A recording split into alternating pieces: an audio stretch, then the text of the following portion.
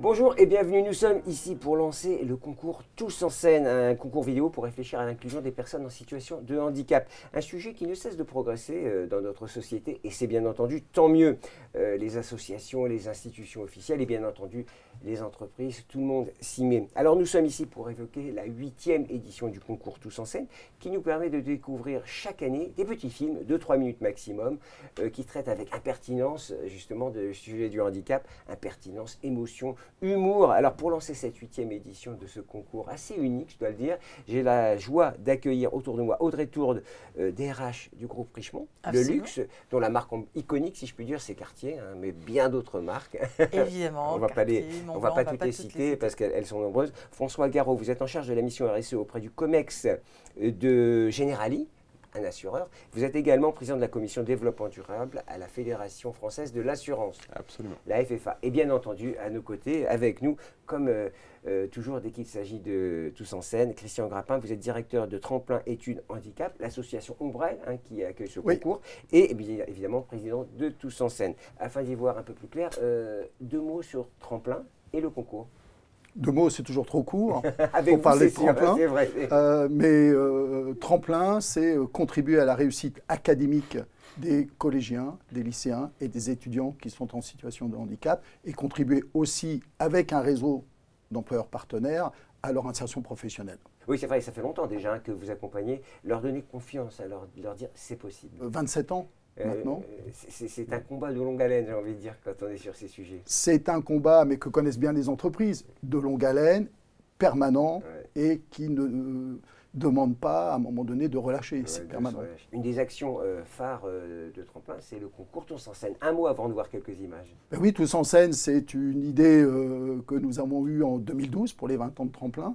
Et c'était justement apporter un autre regard sur la possibilité que ces jeunes ont de faire des études supérieures. Et c'était aussi montrer que les entreprises qui sont présentes aujourd'hui ont envie de recruter des jeunes, bien sûr, en situation de handicap, à condition qu'ils aient les niveaux de qualification nécessaires. Mais d'ailleurs, paradoxalement, les entreprises veulent recruter, c'est qu'elles ont souvent du mal à trouver les profils. Oui. Je crois que c'est ça. Alors, avant d'aller au-delà, je vous propose de regarder quelques images de témoignages sur ce concours Tous en scène. Nos étudiants participent à Tous en scène déjà depuis quelques années. Ça fait partie des valeurs de nos étudiants de concourir à ce type de projet, promouvoir la différence, l'égalité des chances pour tous. C'est vraiment important de s'engager dans ce type de combat puisqu'on va être amené à nous plus tard travailler en entreprise. Or, on sait que c'est encore difficile en entreprise de pouvoir intégrer ces personnes-là. C'est un vecteur de force pour nous, pour montrer que le handicap n'est pas un frein à toutes les belles choses de la vie. Notre film peut peut-être changer le regard des gens sur le handicap et surtout sur le dialogue avec l'autre, la rencontre avec l'autre. Il peut inciter les gens à modifier leur regard ou à réfléchir. C'est un bon souvenir, hein. C'est un merveilleux souvenir et on est vraiment très fiers de démarrer cette 8e édition. Justement, quelles étaient un peu la tonalité des films qu'on a vus? Alors, ils sont tous disponibles, on peut les regarder sur le site, hein, évidemment. C'était quoi? C'était l'impertinence, de l'humour, comme je le disais? Alors, c'est ça qui est intéressant, c'est qu'on a toutes les approches. On a des approches vraiment de fond, on a des approches humoristiques, parfois un petit peu caustique, mais c'est ça qui est intéressant. C'est-à-dire qu'un des 2 slogans de Tous en scène, c'est aussi changer le regard et donner aux jeunes l'opportunité de nous offrir à nous leur regard. Forcément, ça casse un peu les codes, ça ouvre un peu aussi les frontières. Ils n'ont pas peur, hein, en tout cas, les jeunes. On a vu quelques films. Audrey Tourde, alors chez Richemont, justement, est-ce qu'on change le regard? On travaille à changer le regard. Oui, clairement, le handicap est un des piliers de notre politique de diversité et d'inclusion. Et pour la France en particulier, on a décidé cette année de monter un groupe projet transfonction, si je peux dire.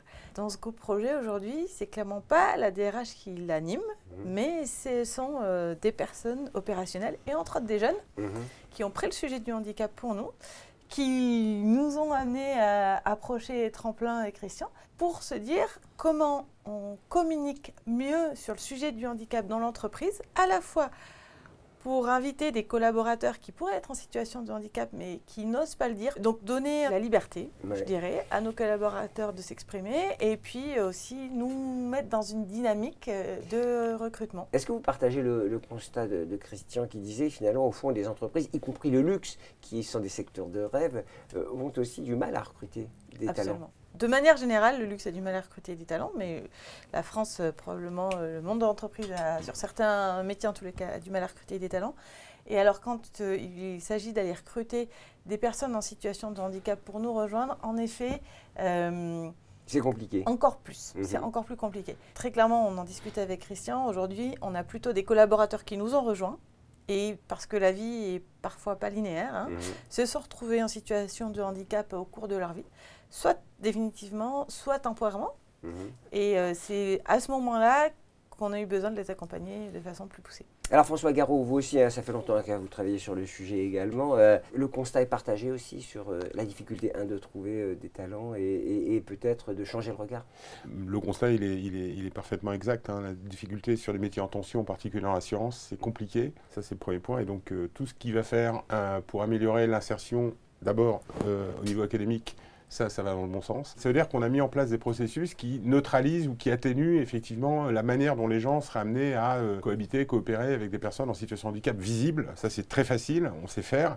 Et effectivement, je rejoins tout à fait ma voisine en disant les sujets sur le handicap invisible. Et donc, on a mis en place des processus avec un réseau qui n'est pas un réseau RH qui est piloté par la RH, mais de correspondants handicap, avec la médecine du travail qui permet de détecter et, je dirais, de former aussi la plupart des managers à l'accompagnement de cette détection. Et ça, c'est vraiment essentiel. Donc ça demande quand même un investissement RH, organisationnel, et puis sans doute matériel, donc c'est aussi une histoire d'argent. Est-ce que les entreprises consentent assez d'efforts? On voit bien que nos deux représentants sont très investis, très impliqués. C'est une affaire d'argent et d'implication et de volonté? C'est d'abord une affaire de volonté de tous. Parce que, évidemment, nos interlocuteurs sont fortement engagés, mais derrière, il y a des managers, il y a des collaboratrices, il y a des collaborateurs, et c'est aussi eux qu'il faut embarquer. Et là, la tâche n'est pas toujours si facile. Oui, en tout cas, on a l'impression que, vous me dites si je me trompe, au niveau de la fédération, par exemple, de l'assurance, qui est un gros secteur de l'économie française, au niveau du luxe, qui est un secteur emblématique et porteur, en tout cas pour notre économie dans le monde entier, tout le monde s'y met. Hein. Je crois que c'est quelque chose que vous constatez, quelque chose... Je pense qu'il n'y a plus de questions sur le fait de faire ou de ne pas faire. Tout le monde fait. La difficulté sur laquelle, encore une fois, on peut buter, c'est effectivement certains types de comportements qu'on essaye d'éliminer. Hein, handicapé, ce n'est pas toujours évident à inclure dans un collectif qui n'est pas préparé ou sur lequel il n'y a aucun process d'intégration. Et la vraie difficulté, c'est celle de la formation et de l'accompagnement. Moi, en tant qu'assureur, ce qu'on observe, alors évidemment, on a cette partie de collaborateurs handicapés, puis on essaie de faire prendre conscience que ça peut arriver à tout le monde. Et que demain, si on n'a pas les processus dans les entreprises, au niveau des collectivités, pour les intégrer, on ne se rend pas collectivement service. Et je dirais, ça peut arriver à un proche, à soi-même, ou un frère, une sœur. Donc, il faut qu'on... Alors, on est là pour parler tous en scène, hein, madame, messieurs. Pourquoi vous êtes avec l'association et pourquoi vous vous engagez sur ce sujet? C'est un peu décalé, j'imagine? Plusieurs choses pour nous. En effet, ce sont des jeunes dans mon entreprise en particulier qui ont repéré Tremplin et qui ont eu envie de s'investir avec Tremplin. Ça, et je pense que c'est déjà... Voilà. La deuxième chose, c'est qu'effectivement, c'est une façon assez détendue de communiquer sur le handicap et de... peut-être dédramatiser un sujet qui est compliqué à aborder, oui. Peut-être compliqué à aborder. Et ça nous permet, très clairement, en nous associant à Tremplin et à Tous en Scène en particulier, de communiquer en interne, d'aborder le sujet. C'est important. Pas sous l'angle de la gravité, mais sous l'angle de l'humour, sur l'angle de ce côté un peu caustique. Mais des acteurs, des comédiens avaient travaillé sur France 2, sur des petites scénettes très très drôles. François, même question. À travers le réseau de correspondants handicap, on essaye aussi d'investir parce qu'ils sont très présents, qu'ils soient handicapés ou pas, sur les réseaux sociaux. Et donc, pour essayer de faire savoir, parce que le problème, c'est que la plupart des jeunes ne savent pas le niveau d'engagement que peuvent avoir certaines marques, certains secteurs. Et donc, on est de plus en plus à utiliser les réseaux sociaux, Twitter, Instagram, pour partager notamment le fait que telle marque a des postes à pourvoir. Et donc, en mettant un hashtag handicap pour que ce soit très clair. Bien sûr. Mais voilà, on utilise. Il y a des process en tout cas. Et en tout cas, on sait que les jeunes là-dessus, ils sont, voilà, c'est leur mode de fonctionnement. Donc, le faire savoir est aussi important et de projeter de l'information et de pousser de l'information sur ce sujet. Comme dans les grandes écoles, de toute façon, ça progresse. Hein. Christian, vous travaillez beaucoup avec toutes les institutions. On rappelle comment participer, hein, puisque c'est le moment de participer jusque quand d'ailleurs? En tout cas, la remise des prix, je le dis, ça sera en mars 2020. Le 26 mars, la remise des prix. Mais avant, les étudiantes et les étudiants, qu'ils soient en situation de handicap ou pas. Je vous rappelle, c'est tous en scène, donc c'est aussi inclusif. C'est-à-dire les jeunes qui ne sont pas handicapés peuvent participer. On est ouvert. Oui, on est ouvert à ceux qui ne sont pas handicapés. Il faut leur donner une chance quand même de participer aussi librement à ce genre d'événement quand même. Donc, on a, oui, voilà, tousenseine.fr, tout ça s'affiche. Et donc ils ont jusqu'au 31 janvier, 21h, Pas pour une minute de déposer plus, attention. leur film, et tous les étudiants, que ce soit des universitaires, des écoles d'ingénieurs, de commerce, en BTS, en CFA, peuvent participer, quelle que soit leur localisation, aussi en France. Merci beaucoup. Faites passer le message, envoyez vos films, participez à ce concours qui a tout simplement un objectif ambitieux, bâtir une société plus ouverte et plus inclusive. Rien que cela. Merci à vous, merci beaucoup. Merci. À très bientôt.